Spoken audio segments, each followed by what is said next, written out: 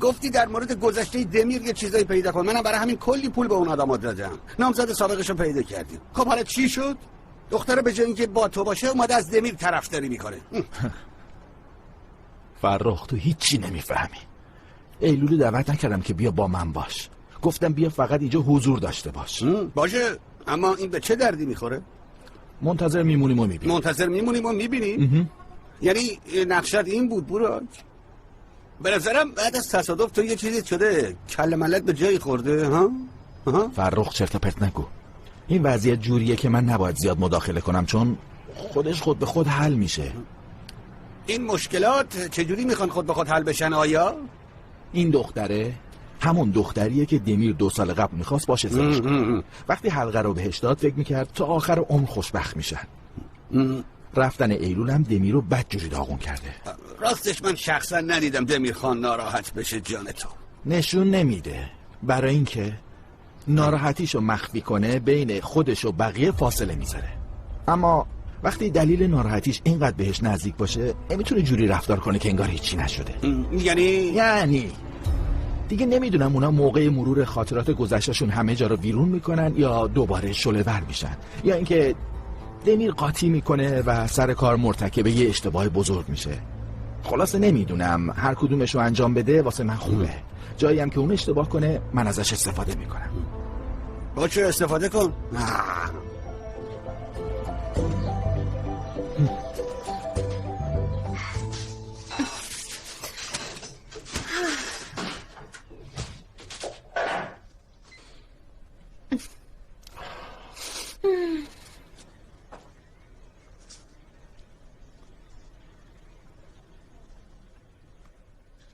امروز دوست داری چیکار کنی؟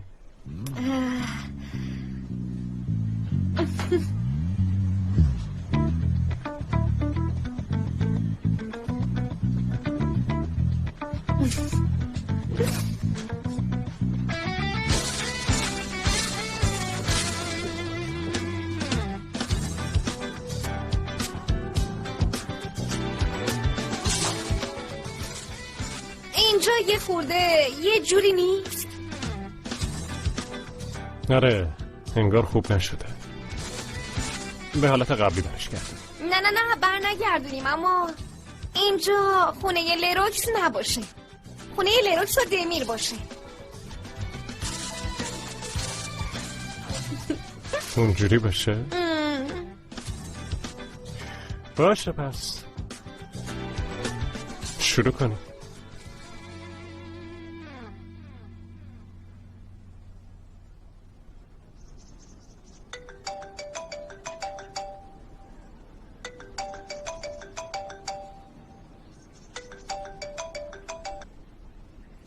سلام بوراک. خوبه پس بیدار شدی؟ آره خیلی وقته که بیدار شدم. پس آماده ورزش هستی؟ بیا با هم دیگه بریم باشگاه تا تو رو با مربیم آشنا کنم. باشه؟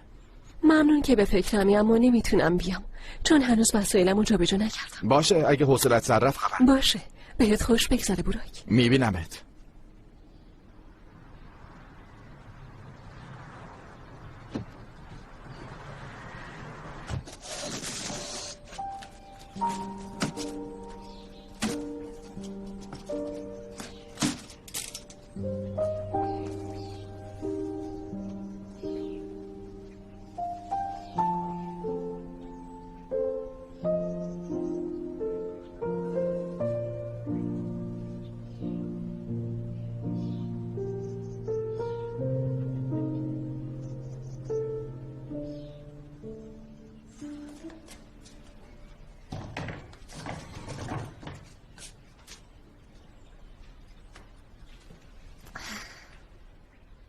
دمیر اگه عصبانی نمیشه یه چیزی بگم. میشه اینو از اینجا برداریم؟ خواهش میکنم. صنعت و هنر رو دوست نداری؟ فکرشو میکردم که از این خوشت نیاد. وقتی تو وسایلم پیداش کردم حد زدم که این بیشتر از همیشه اعصابت خورد میکنه. خیلی بده. اگه وقت داشتم عوضش میکردم. دمیر اینو از اینجا برداریم لطفا. ببین به بقیه وسایل خونم نمیاد. مگه میشه تو بخوای من انجام ندم؟ آها ببین چقدر خوب شد. آره خیلی قشنگ شد. اما میگم این شومینه رو از اینجا برداریم، بعدا تصمیم میگیریم چی جاش بذاریم. در ضمن این دیوار خیلی قاطی شدن. میدونی چی کار کنیم؟ اگه چشایی تو رو اذیت میکنه همه رو برداریم. ممنونم، خیلی لطف داری. برداریم. اما من میگم از عکسایی که تو گرفتی آویزون کنیم. عکسایی که من گرفتم؟ اینجا آویزون کنی؟ واقعا میگی؟ چرا که نه؟ اینجا خونه توه. خونه ماه. باشه، من تو خونمون میخوام عکسایی که تو گرفتی رو ببینم. خیلی خوب، باشه، اما تو انتخاب کن. من نمیتونم انتخاب کنم، هر دفعه میبینم یه ایرادی توشون پیدا کنم. باشه انتخاب میکنیم، بعد میریم تابلوهای خوب براشون میخریم. اما به یه شرط. بگو.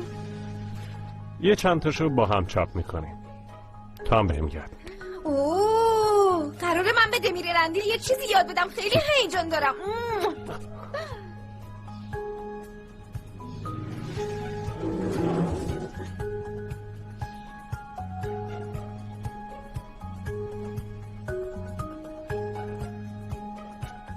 لروکس میگم این میز کار از اینجا برداریم، یه چند تا هم بز بخریم.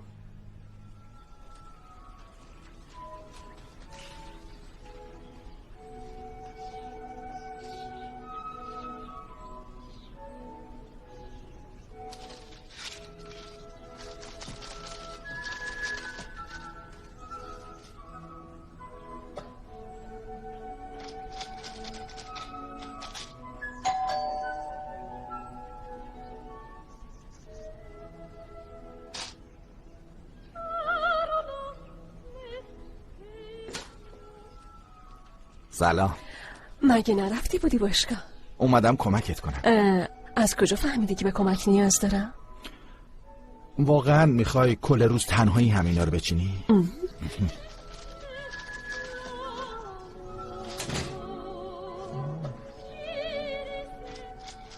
خب از کجا شروع کنیم؟ اول اون میز سرهم کن. نه، بهتر قفسه کتابا رو سرهم کنی و کتابا رو بذاری توش. یعنی اگه از این کار سر در میاری. الان مقابل شما یه معمار حرفه‌ای وایساده. آره.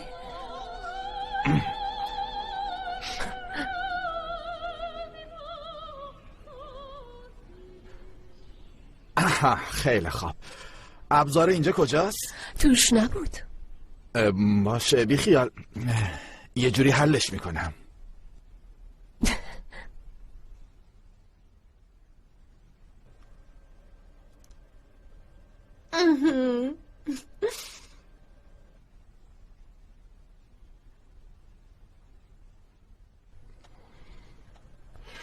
من اینو ندیده بودم.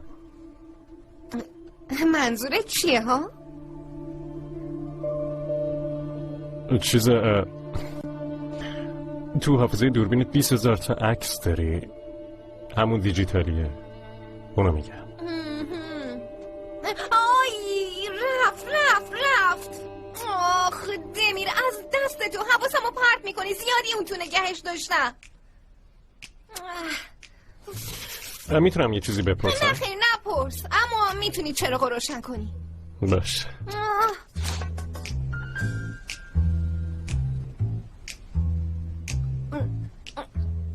دمیر اونا رو چاپ نمی کنم، با پرینتر چاپشون میکنم. فعلا اونو بی خیال. یه لحظه بیا. خیلی کوتاهه.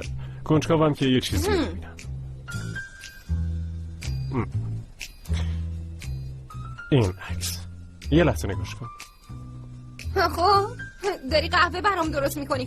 خب چرا بی خبر و مخفیانه عکس میگیری از من؟ ای بابا دمیر، هم میگی میخوام یاد بگیرم، هم اصلا نمیبینی. ببین یه بار این عکسو سوزوندی، الانم کم مونده که بازم بسوزونی. یعنی تو اینو قبلا چاپ کردی؟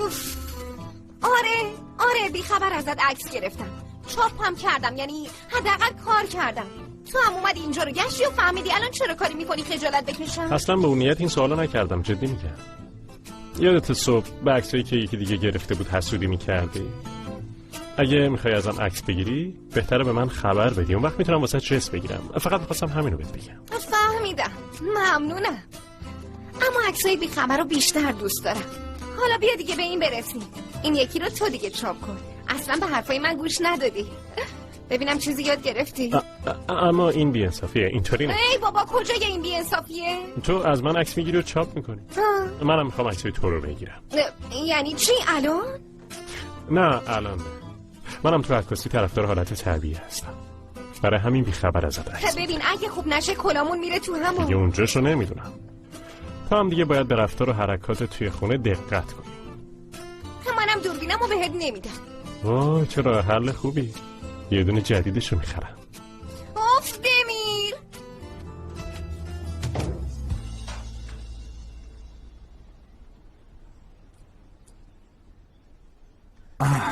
این تموم شد.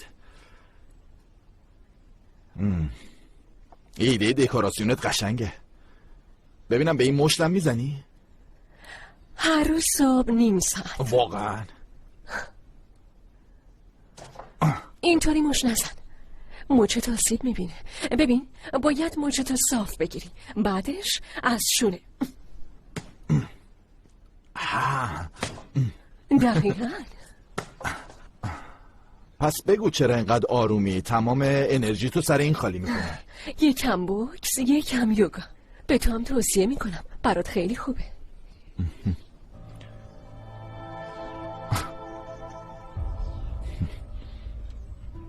ممنونم که کمکم کردی. از این به بعدش رو خودم حل میکنم. خواهش میکنم. پس من میرم دیگه.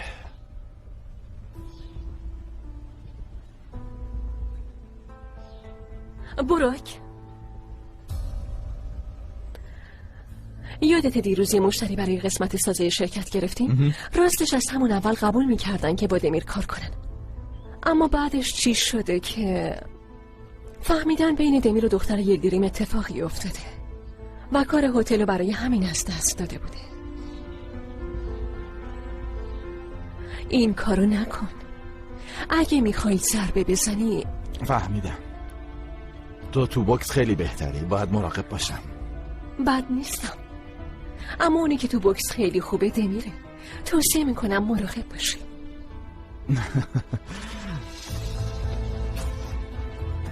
میدونی ما هر کیو که دوستش داریم برامون خیلی بی‌نقص به نظر میاد، اما بازم برای توصیت ازت ممنونم. میبینمت.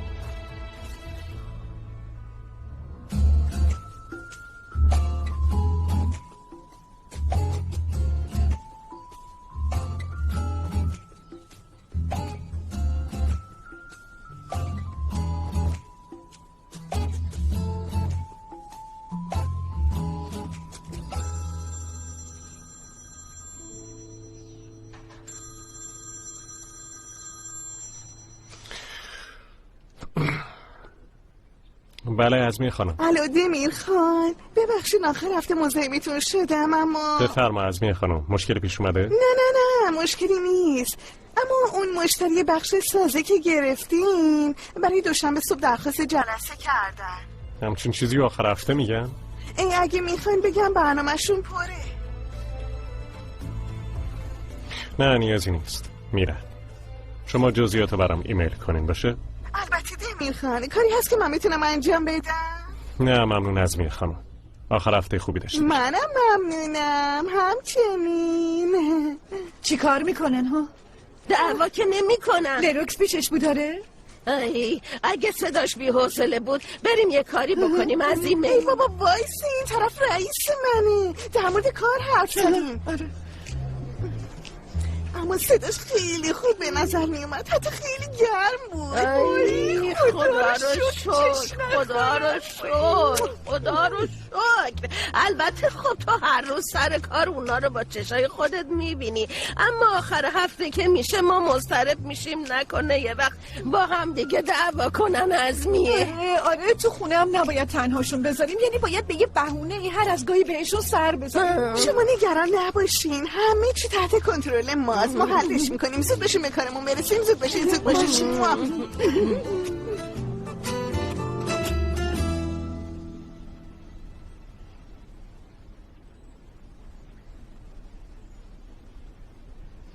باز داری به چی فکر میکنی؟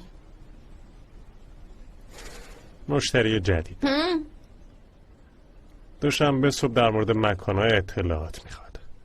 در ضمن صبح ساعت 8 و توی یکی از کارخونه‌هاشون که 3 ساعت از استانبول فاصله داره. نه بابا این دیگه چیه؟ مشتری دیگه ای تو دستمون نیست. تا زمانی که پروژه تایید بشه مجبوریم نازشون رو بکشیم. بعدش هم مجبورن با قوانین من کار کنن. هنوز قوانین دمیر ارندیل رو نمیدونن آقا. اما آیدا رفته آنتالیا، طرحهای مکانا رو میخوای چیکار کنی؟ من خودم روشون کار میکنم. نگران نباش، کمکت میکنم. بشین من برم لباسم رو عوض کنم، با هم بریم آرتمیم. خب پس این کارو بکن. تو از ظاهر جدید خونمون لذت ببر، من برم شرکت پرونده ها رو بردارم بیام. بعد موقع خوردن نهار روشون کار میکنم. شبم فیلم تماشا میکنیم. باشه؟ نه وای عالی میشه، خیلی خوش میگذره. باشه پس من رفتم. ممنونم. دوبله شده در استودیو جن.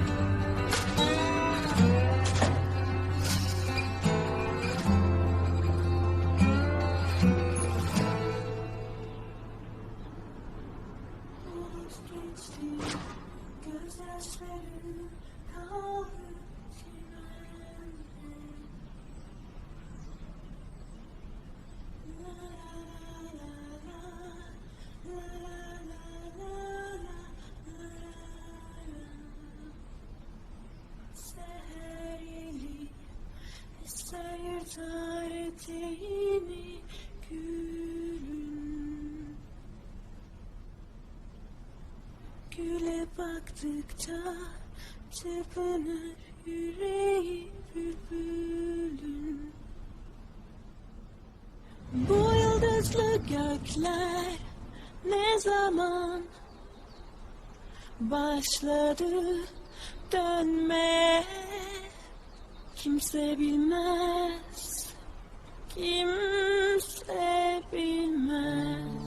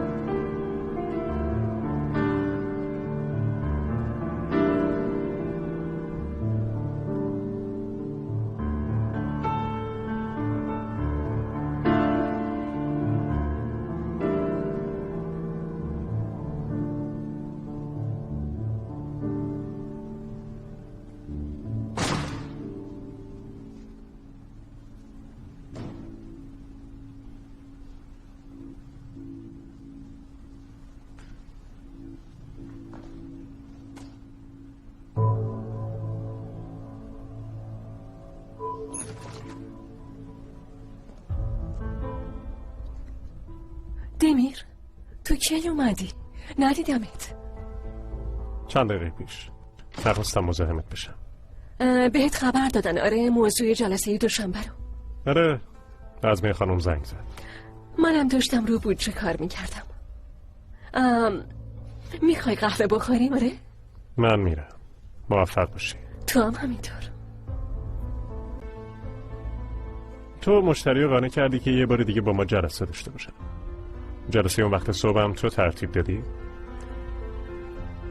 تو اینجوری کار میکنی دمیر؟ صبح ساعت 5 بیدار میشدیم و ساعت 7 میرفتیم سر جلسه.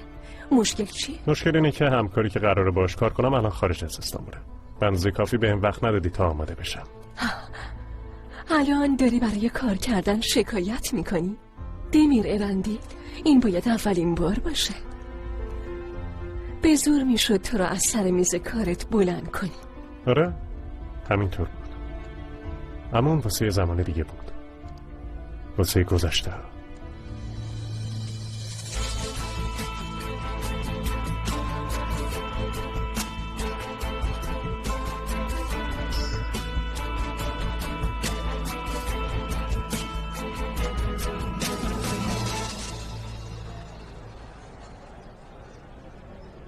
یعنی این وضعیت دیگه داره به کابوس تبدیل میشه. وداد یه شب لروکسینا رو بردم یه جا دسر بخوریم، خودم هم نمیدونم چجوری اونجا به ذهنم رسید. اونجا با ایلول روبرو شدیم، یکم پیش رفتم شرکت، اونجا بود. لروکس خونه منتظر منه، نمیتونم تمرکز کنم و برگردم خونه. وداد مگه چی میشه اگه همش ببینیش؟ ها؟ مگه ایلولی هم مونده؟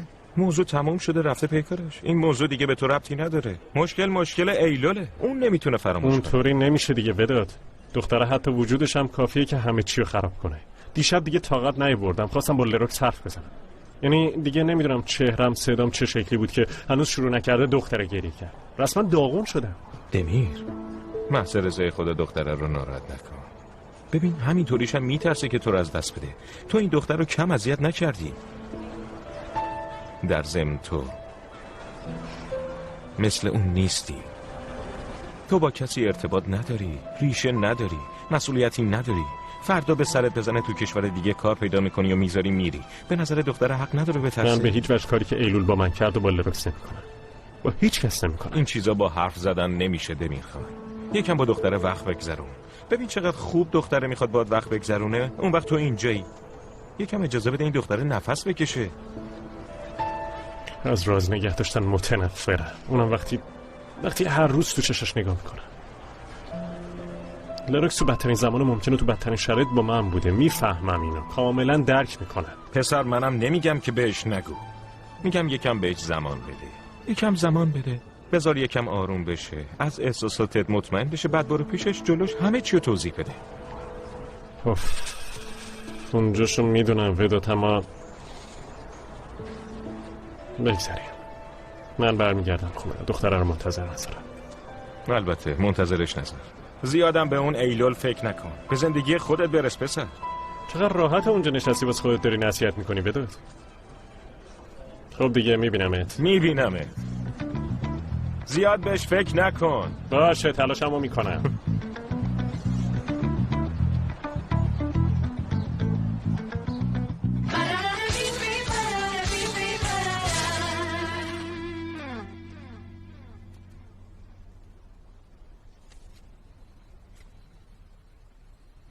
باشه.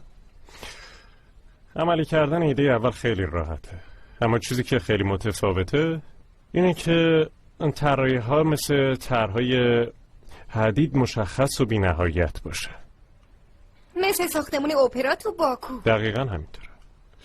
گفتن در مورد بودجه خیالمون راحت باشه، اما بعد از دوشنبه مشخص میشه که چقدر راحتی. داری با 2 ایده متفاوت میری. از خلاقیت طرح دوم خوششون میاد و میخوان باهات کار کنن، اما ترجیح میدن اولی که امنیتش بالا ساخته شه.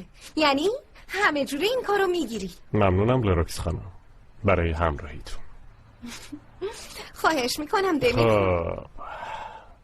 الان به شما بدهکار شدم. بگیم ببینم چی میخواین؟ اول همدیگه رو بغل کنی. البته.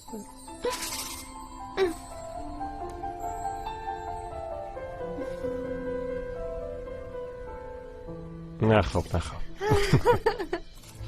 دیگه اول یه سوپ درست کنیم، بعدش موقع فیلم دیدن سوپ بخوریم. خب نمیشه. چرا؟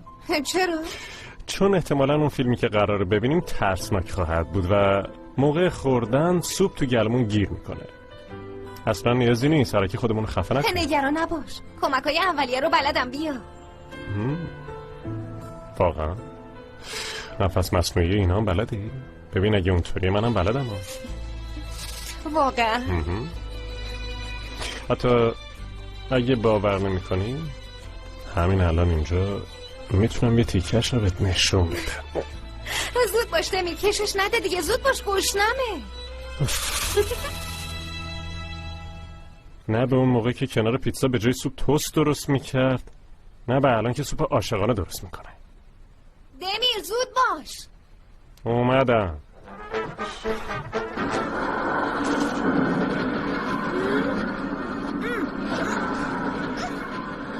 لروکس نه، باید نگاه کنی لروکس.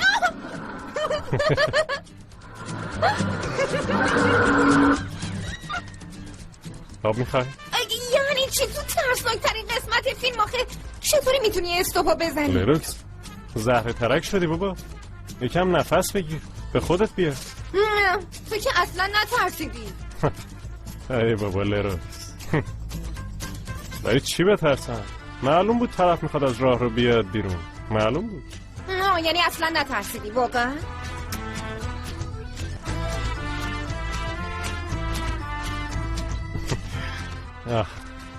از دست تو لروکس. دم گوشم با قدرت 120 دسیبل داد میزنی. خب به خاطر اون بالشت فشار دادم، مگه چیه؟ مشکلی نیست. وای نترس قربونت برم، من خودم ازت محافظت میکنم، نجاتت میدم، نگران نباش. اوخی ببین ترسیده. اوخی داری کجا میری؟ میرم آب بخورم. دمی میشه واسه منم یه لیوان بیاری؟ چیه؟ خب مگه چیه؟ عجبا. خب خوشگلم، روزت چطور گذشت؟ وای نپرس ابراهیم، اصلا خوب نبود. من الان تو هتل تنهام. مروه زنگ زد گفت مامان برو خیلی باهاش بدرفتاری میکنه، حتی گفته اگه این دختر اینجا بمونه من میرم و گذاشته رفته. باورت میشه؟ داداش برو هم به زور برش گردونده. مروه هم میخواست بیاد هتل اما برو گفته نرو. خلاصه اوضاع بد جوری خرابه ابراهیم. خیلی بده آره، اما راستش من پرسیدم روز تو چطوری گذشت؟ خوب بود. اولش با برو قهوه خوردم، بعدش هم اومدم هتل. بعدش؟ یکم کتاب خوندم. بعدش؟ خب دوش گرفتم. بعدش؟ یکم به تو فکر کردم. الان رسیدیم سر اصل مطلب. فقط یکم فکر کردی؟ نه راستش خیلی فکر کردم. یعنی اگه بخوای با اولین پرواز میتونم بیام پیش؟ نه یا ما دوشنبه برمیگردیم. تو امروز چی کاره کردی؟ راستش اصلا وقت نداشتم سرمو بخارونم، 2 عمل داشتم، کلی هم مریض داشتم. پس همینقدر؟ خوشگلم این منم که به تو زنگ زدم. خب اگه بگی میمیری ابراهیم؟ باشه آیدا، یه لحظه هم از فکرم بیرون نرفتی. یه لحظه گفتم کاش همه زود برن من سری به عشقم زنگ بزنم روی ماهشو ببینم. واقعا اینطوری گفتی؟ تو دلم گفتم. باشه اونم میشه. خب دیگه چیه تو دلت گفتی ها؟ باشه نمیپرسم، این سوالو بیخیال اصلا. تو از عملت تعریف کن، عملت چطوری بود؟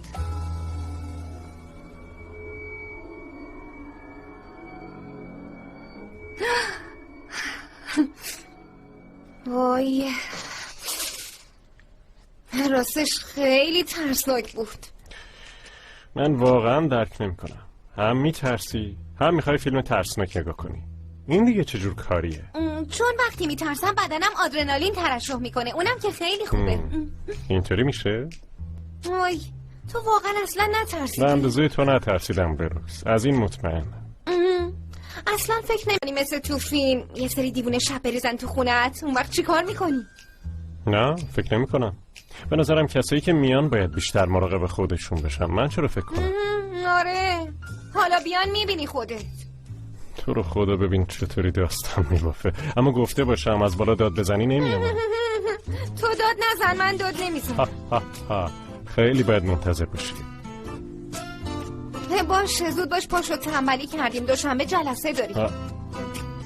مگه تو نگفتی من بهت کمک میکنم؟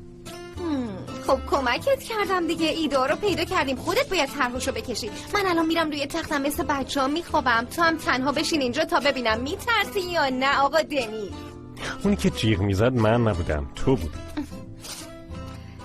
شب بخیر دمیر. شب بخیر عشقم.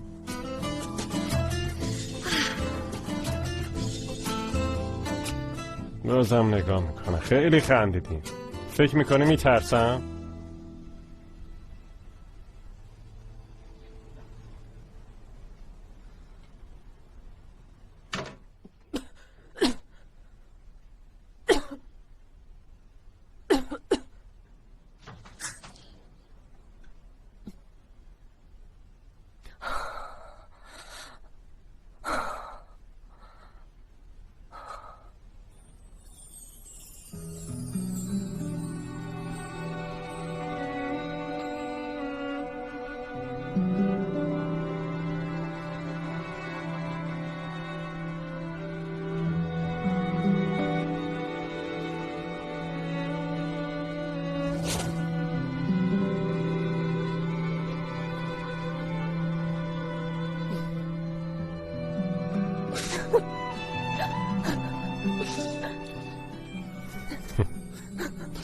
به چی داری میخندی؟ به منم بگو ببینم. بگو دیگه. یه خواب خیلی مسخره دیدم. چقدر مسخره بود؟ خیلی مسخره بود. تو خوابم دیدم تو با یه دختر دیگه رابطه داری. حالا دختر خوشگل بود؟ دمیر دارم یه چیزی تعریف میکنم. باشه ادامه بده. بگذاریم. خلاصه تو با یه دختر دیگه هستی و من اینو از کجا میفهمم؟ حتما خودم بهت گفتم.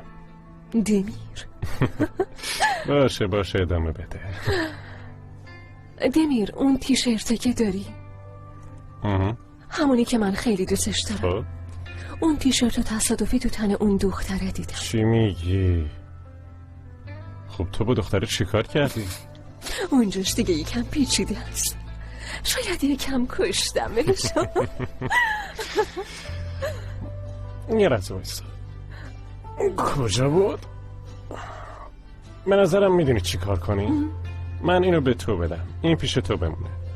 چون که به نظرم از این تیشرت یه چند هزار تایی تولید کرد. یه وقت تو علکی دخترای مردم رو به کشتن ندیم. باشه؟ حداقل اینو بدون که تیشرت دست خودت هستش. باشه؟ بگیر. منطقی. میخوای بپوشی؟ البته که میپوشم. پس دختر خیلی خوشگلی بوده چون خیلی داری حسودی میکنی. دمیر باشه بپوش. بهم میاد.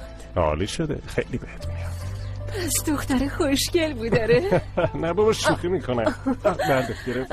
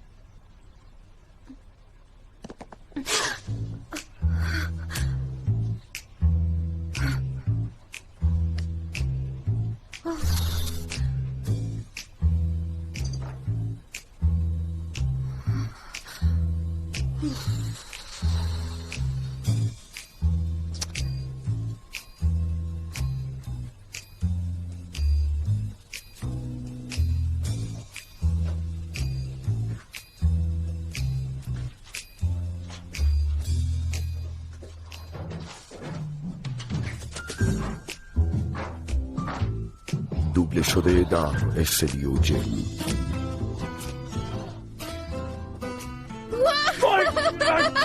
نروز این وقت شب داری چی کار میکنی؟